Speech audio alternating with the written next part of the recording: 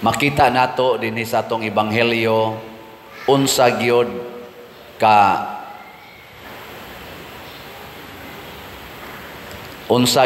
kangilad ang sala. Ang Ginoo nga naghimo sa atong lawas, musugot ra siya og putlon ang mga bahin sa atong lawas or lugiton sama sa atong mata, basta maoy hinungdan nga makasata. Kay kani manggong sala mga igsoon, mao ni makapahimulag nato sa Ginoo. Mabuwag ta niya ba? Kada nato kasa mga putol ang atong relasyon sa Ginoo. Gilingi mong tupad. Ing nahimulag ka sa Ginoo o wa? Ha? Nahimulag wa? Mao nang ningon siya, mas maayo pag mahiusa ka sa Ginoo nga usaray imong kamot kaysa duhay imong kamot pero adto ka mahiusa siyawa. Kay paduong man kas impierno, mas maayo pag usay kamot hiusa kas Ginoo adto kas langit. Mas maayo pag ang imong mata usa na lang kabuok pero nahiusa kas Ginoo kaysa sangkap kag mata pero tuwa ka magkuyog siyawa padung sa impierno. Mao na siya ang sala. Ngilad gyud kayo ang sala. Gilaing lingi sa imong tupad. Ing nanaa karoy mga sala. Ang di mo lingi kuyog siyawa. Ing na kay sa nyag mo sanong gani ing naunsa may imo mga putlonon diha. Nanakay putlonon, nanakay lugitonon. Sama pananglitan, kamong mga ginikanan, naamang gid mo'y kamot. Naasan mo'y mata. Unsa may inyong gigamitan ana ngadto sa inyong mga anak o sa inyong kuyog sa pamilya, wa ka na ninyo gigamit pagpanglatos, pagpanghapak, pagpangusi. Ana, kanang sigas-sigas mata, una-unaan. Mawala na din kanang mga bata nga magsigig lihok-lihok, dili relax sa sulod. Ang akong hangyo ana with smile, dadala ngadtos gawas.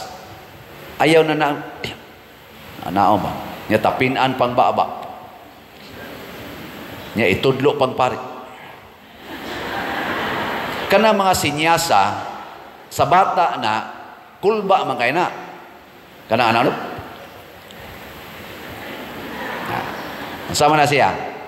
Unsa may imong gipasabot sa bata? Ayaw saba dia masuko ra ba ng pari, suko ra ba ng pari.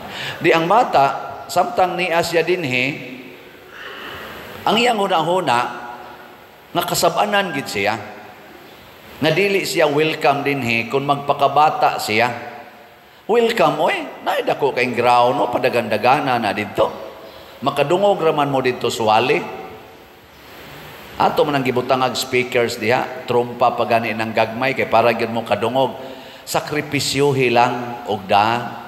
Gamita ang imong kamot sa pag-agak sa bata, ang imong tiil sa paggawas dito, aron dili madisturbo ang imong tupad.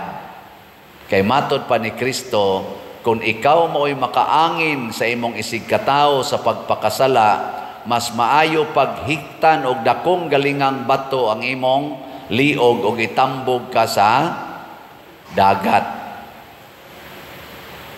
Musugot lang yung Ginoo og mamatay ka kaysa makaangin ka sa imong isigkatawo sa pagpakasala. Sama na magsigig alindasay imong bata diha. Nya ang imong tupad dili kayo relax ana. Di mo ingong gina siya buang sapa daw. Sapa dang tus gawas. O di nakasa na to siya. Mingon sa nga, unsay labot ako niyang gasakit mang bata.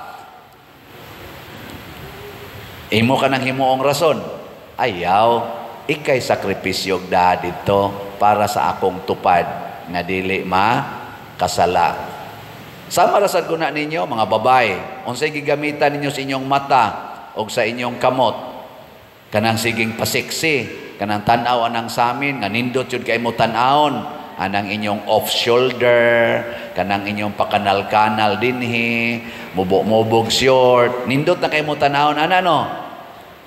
Ang imong mata ganahan kay la kasiksi nako kanay sa akong body. Nindot no. Hoy mga babae. Ganahan mo na. Nya mo day na inyong ilakaw-lakaw diasdan. Unya, ang nagtinarong og lakaw nga mga lalaki nga wa gid tawo isod nga dautan ang ilang hunahuna. Nya niagi ka nga ingon ana imong hitsura. Unsa kay nasuod silang hunahuna? Apil na ning nagwali. Wa ka to masudlig bakukang tungod nimo. Ikaw, I don't care. Ako ning kuan, ako ning lawas. Hala, nakahimo na kas imong lawas nga instrumento sa sala ngadto sa imong isigkataw, nakaangi naka hikti na lang ng imong lawas og dakong galingang bato og iambak na dito sa dagat. Kung mao na lang gina imong gamitan sa imong lawas ba? Ang point ni Kristo mga igsoon, kinahanglan kita mahimog yung instrumento sa kaluwasan, dili instrumento sa kapildihan sa atong kalag. Ana, sige, lingyay mong tupad. Ing na sugod karon, na sugod karon. Lingi aba, na sugod karon. Akong luwason imong kalag. Oh, ana. Sos, naagay uban nato.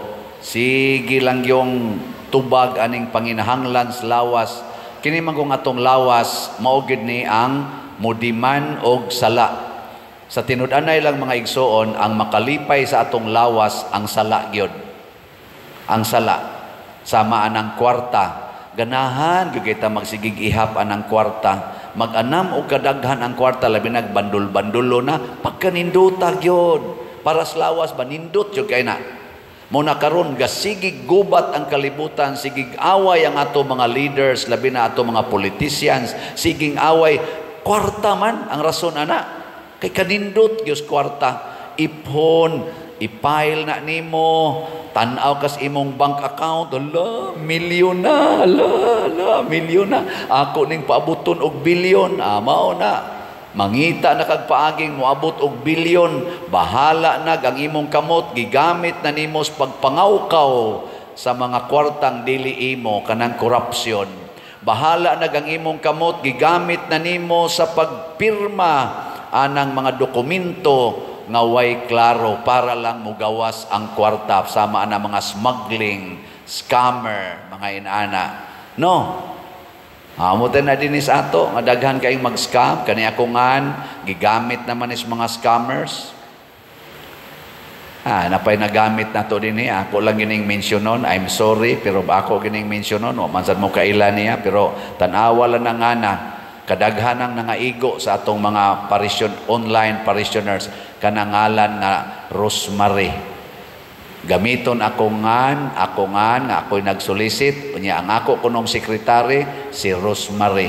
Dito lang ipada ang imong GCash. Nain tayo na biktima. Dili lang tulo, dili lang upat, ubay-ubay gyud. Rosemary. Naingan lang dag Rosemary ninyo? Na? Dakpa. Basig mauna. Hoy, sorry kayo Rosemary. Kay ikaw, o tinuod mo na ni Mungan, nag-scammer ka, na miligro na kas impierno. Ang impierno rabakuno, ang kalayo, dili mapaong, o ang kanini ang, sana, dili mamatay. Grabe yung kayong silot sa impierno. Nya, ang gigamit ang mga scammers, mata, ang ilang kamot, o ang ilang huna-huna. Muna, diris atong unang pagbasa, gisgutan ni Moises kanindot unta kung kitang tanan mahimong mga propetas Ginoo. Pasabot, magtinabangay ta, dili na ta magsigi og tan-aw nga kanabitang kauban gid ta. Kay karon manggong panahona, mas importante nga kauban ta dinhi sa kalibutan, dili importante nga kauban ta didto sa langit. Ang importante gid nga kauban ta dinhi. Nya dili gani kauban, mag-away ta. Dili ta ka partido, mag-away ta. Dinhi bas kalibutan. Mo na diris unang pagbasa niingon ang kani Josue, badlunga na siya Lord or badlunga na siya Master ingnan niya si Moises. Di man na wa man na siya moari diri nganong nag-prophesy man na siya dito katubang 70 man to kamuok mga kaabag ni Moises nya iyang gipakonsaran sa Espiritu Santo.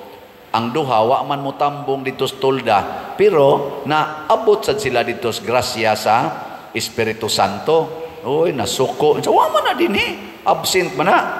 Ningos Moises, unya di ay og ang Ginoo ni adto didto kanindot unta kung kitang tanan mahimo tang mga propeta. Diri sad sa atong ebanghelyo na niingon sad si Juan, Lord, naami nakit-an dito nga naghingilin og mga yawa ginamit ang imongan naghimog milagro among gibadlong kay di man ikauban nato. Unsa may tubag ni Hesus? Unsa yung Hesus? Ha? Wa mo naminaw? Tanawa si Hesus, ayaw ninyo siya pagdid-i kay walay tao nga maghimog milagro sa akong ngalan nga makasultig dautan bahin kanako. Ang nindot di ay bisag dili ta kapartido, bisag dili ta kauban, dili ta kalahi, dili ta parihag sikta nga Katoliko, basta magbuhat ag maayo sa ngalan sa Ginoo, mao nay importante.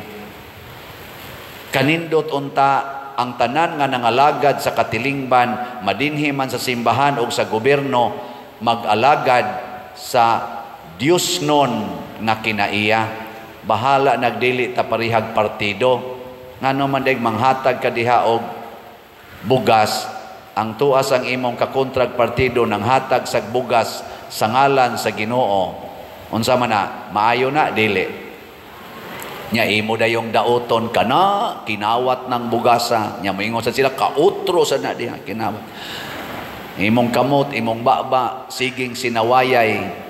Kana gikan na sa iyang pagpangurakot. Kana gikan sa nas iyang pagka-drug lord. Ayaw na lang. Sagdi lang o sana. Kay ang Ginoo may nagtanaw nato. Pero naagyo'y tinuod nga kaso nga nahitabo, kana matod pa ni Kristo, skandalos man na. Kana yung klaro, ba? Objectively, kita yun nga naa. Hala, paili dayog kaso. Aron, matambog na ngadtos dagat, ngadtos bilangguan. Oy, lahi man ron ang kalibutan. Basta ka partido ta, bisag maghimo pa kag salaod, duphan ti ka, alihan ti ka. Pero dili na to ka partido, naag ni kay gamayng sipyat, bisan pagwa kay sipyat, dauton ti ka. Mao man as kalibutan karon. Mausan ng mga kaliwat-kaliwat. Kaliwat mi, kanang kaliwata kontra na namo, di gid mi maghiusa, nagkauyab man ang ilang mga pag-umangkod, ayaw yung minyo anak, kontra na nato. Mga buangon mo. Minyo anak sila nganom di ay. Anak, kanindot anang maghigugma ay. Nawabita na ako, isip pari, isip Katoliko, dili kay ko agresibo anang maksigi kong pakiglalis anang laing tinuhuan para lang ilhon nga kita gisakto nga simbahan, kita gyud mo ay original nga gitukod ni Kristo, ana di kay ko ana. Nindot man sana, pero di kay ko. Ngano man, kung maunay hinungdan nga magsinawayay ta, maunay hinungdan nga pangitaan ko nimog sayop, nya pangitaan sa tikag sayop sa imong gibarugan nga tinuhuan. Kung mauna lang nay gamitan nato sa atong utok, mata, sige kog research, magsige kog gamit sa akong mata aron mangita kog depikto nimo, bisag nagbuhat kag maayo, mangita lang jud kog depikto, may paglugito na lang ning akong mata. Kay matod pa ni Kristo, ang mupainom ninyo tubig tungod kay kamo ako makadawat og ganti. Unya ron kung naa dinhi tao nga laig sikta, unya ako makras kos motor, matumba ko desdan, nya mo atiman siya nako hangtod ngadto sa ospital, iya kong atimanon, pagkahibaw nako kontra day siya nako, dili day siya Katoliko. Moingon day ko niya, wa kay ayong buanga ka nganong atimanon ko nimo. Moingon day ang Ginoo, sayop ng imo kay kanang imong simbahan nga gipuy-an dili na tinuod. Kari mo'y tinuod nya imo nang giatiman pero biyain ang imong simbahan. Di oy makadawat dayon siya ganti. Ang buhat nato nga Dios non mo importante. Buhata ang tanan sa ngalan ni Hesus. Sa ngalan nga makaluwas. Kamong mga asawa, kung ang kabit sa inyong bana nga iyan ang gibuwagan, ex na to niya, mangayo ninyo og hinabang kay nasakit ang iyang anak niya og sa imong bana. Kamong mga asawa, mutabang mo dili. Tubag. Kinsay mutabang taas ang kamot. Nganong laki man ay ni pataas. Oh, way ni pataas kamot. Nganong wa may ni pataas. Buang ka diha. Di ko nang lutuog. Unya, nasakit man na. Anak man na niya, tao man na. Anak man sa nas imong bana. Ana, dili ka mutabang tungod lang kay napaanak ka na sa imong bana. Kabit na, nasakitan ka na sa una. Matambog jud ka sa impyerno.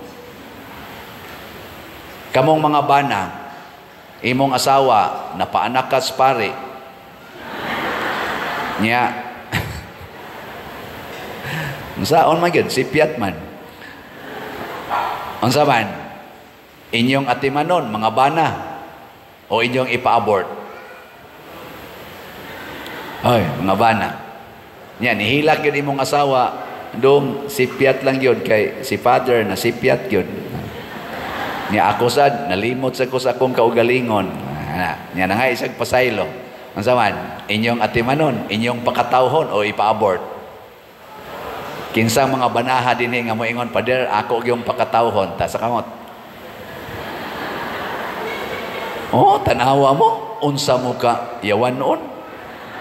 Ikaw di na, Pader, sala na. Yes, sala gina, why problema, maimpirno ginang paria, maimperno po ng imong asawa, basta dili maghinulsol. Pero ang anak, ang bata, nga nahimong bunga anang ilang gitawag og sala nga buhat, dili sad makatarunganon. Kay matod pa ni Kristo, ampingi gyud kining mga gagmayng bata. Ampingi. Oh. Listen no. Nya saman ganahan pa mo mosod og langit? Ganahan mo? O ato gyud mo sa impyerno. Hoy, matod pa ni Kristo, mas may pag maglisod-lisod ta dinhi, sama ng usa nalay imong kamot, usa nalay imong tiil, usa nalay imong mata, mas maayo pa na nga anhi ta maglisod-lisod sa kalibutan, basta makasuod lang tas langit ang kalipay ng way katapusan, kaysa hayahay ta dinhi, maglikay tas kalisod dinis kalibutan nga mubo ra jud kay atong higayon, apan didto sa impyerno in eternity magantos na ta. Ingon ana kaimportante ang pagbiya sa sala. Bahala nagkitang tanan sa wayon, bahala nagkitang tanan daog-daogon o kahapatyon, basta di lang kita magpakasala, kutob sa mahimo. Ang sala mo'y atong kontrahon. The basic principle is hate the sin, love the sinner. Kusgo na to. Ready? Go. Hate the sin, love the sinner.